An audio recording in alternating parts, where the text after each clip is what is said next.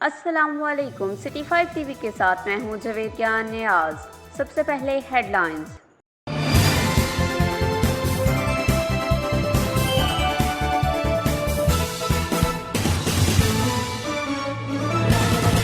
پاکستان تحریک انصاف سعودی عرب کی national body کے زیر نگرانی سعودی شہر جدہ میں 300 خاندانوں اور مزدور طبقے کو رمضان راشن پیکج فراہم کیے گئے۔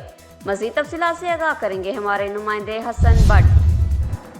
پارٹی کے جنرل سیکرٹری خواجہ حماد کا کہنا تھا کہ ہر حد تک کوشش ہے کہ آفیشیل پارٹی ممبران کے تعاون سے ذاتی بنیادوں پر کرونا وائرس کے باعث محصورین ہونے والے ٹیکسی ڈرائیور اور یومیہ کی بنیاد پر کام کرنے والے مزدور جو 2 ہفتہ سے گھروں میں بیٹھے ہیں، جن کا روزگار کا کوئی ذریعہ نہیں اور کھانے پینے سے قاصر ہو رہے تھے، ان کو ہر ممکنہ حد تک راشن پیکج فراہم کر سکے اور اللہ تعالیٰ کی رضا اور خوشنودی حاصل کی جا سکے۔ راشن میں آٹا، دالیں، گھی اور خشک دودھ شامل ہیں۔ خبروں سے باخبر رہنے کے لیے ہمارا پیج ضرور لائک کریں۔ جویدیہ نیاز کو دیجیے اجازت، اللہ نگہبان۔